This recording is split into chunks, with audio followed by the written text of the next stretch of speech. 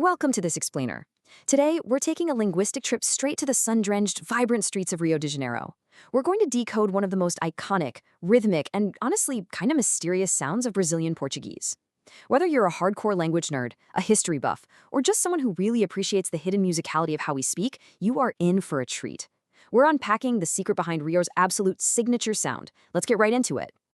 You know, if you've ever listened to a native of Rio speaking, or maybe watched a Brazilian movie set in the city, you've probably caught it. Have you ever picked up on that sort of soft whisper? It's this super distinct shh sound that just slips into everyday conversations, floating beautifully right beneath the rhythm of the words. It's almost like a secret code embedded right there in the language, completely changing the texture of the sentences. Okay, let's dive into this. What you're actually hearing is a linguistic phenomenon known as the chiado. The chiado is the defining feature of the Carioca accent.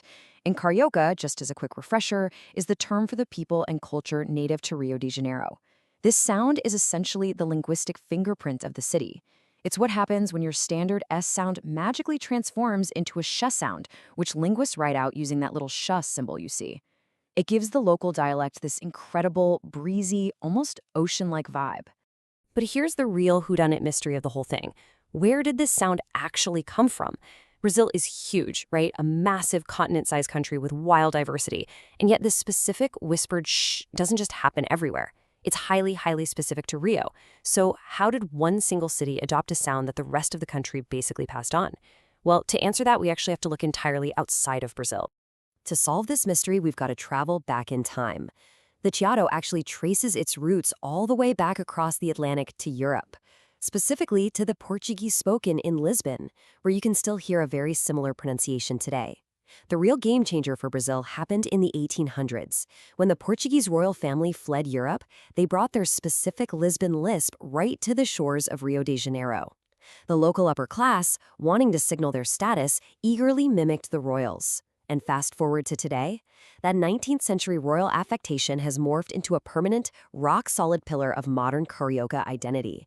It's actually kind of hilarious when you think about it. The breezy, laid-back slang you hear on the beaches of Copacabana today literally originated from stuffy European monarchs. So, we know the history. But how does this actually work in practice? Because people aren't just whispering their S sounds randomly, There's a precise phonetic method to the madness here. We're going to dig into the practical mechanics of the language right now, so you can see exactly when that crisp S transforms into that famous sh. Now, what's really interesting about this slide is how perfectly predictable the chiado is once you see the pattern. Let's break down the two main phonetic rules. Rule number 1, the shift happens at the very end of a syllable or a word. Take the phrase for the boys, os meninos. In Rio, that becomes os meninos. You catch that? Ush. Rule number 2, the chiado pops up right before what linguists call voiceless consonants, basically the letters P, T, or C. Look at the word for party, festa. A Carioca will say festa, or the verb to wait, esperar. That becomes esperar. It totally alters the rhythmic flow of the word. But hold on, before you go turning every single S into a sh and sounding totally out of place, there is one major exception. You definitely don't want to overapply the chiado. If an S is sandwiched right between two vowels, it actually turns into a buzzy Z sound. Take the word for table, mesa. It's pronounced mesa. It is absolutely not misha. Same with casamento, meaning marriage. It becomes casamento. So the golden rule here, if that S is trapped between vowels, keep that fun little buzz. With those phonetic rules locked in, it definitely begs an important question. Is the chiado spoken everywhere in Brazil? Like if you leave Rio de Janeiro, are you going to keep using those whispered sh sounds at the ends of your words? This right here is exactly where we get into the regional contrasts that make Brazilian Portuguese so incredibly rich. Let's move to São Paulo and see how this builds when we look at the broader linguistic map of the country. A really sharp contrast emerges.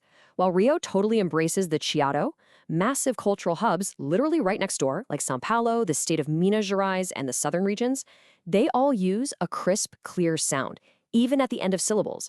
In São Paulo, the word for party, festa, is pronounced exactly like that, festa, no whisper at all. This contrast is just one of the many ways accents vary across Brazil, and it really highlights how geography and history shape the literal sounds coming out of our mouths. All right, so you've got the royal history down, you understand the geographical borders, and you know the exact phonetic rules. The whole shebang. Want to sound a little more Carioca yourself today?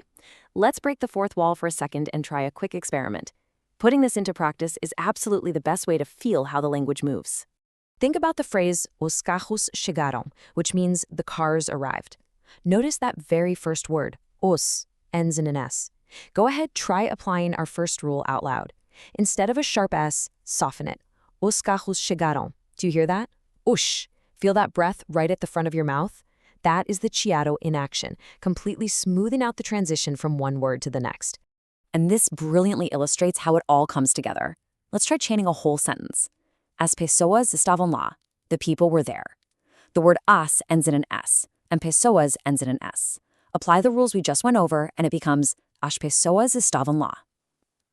Getting the hang of that little shift definitely takes a minute, but once you do, it adds this incredible layer of authenticity to your speech, especially if you're learning the language, or, if you ever find yourself walking down the mosaic sidewalks of Copacabana. It's honestly mind-blowing that a single letter, just a tiny shift in breath from an S to a shish, carries so much weight.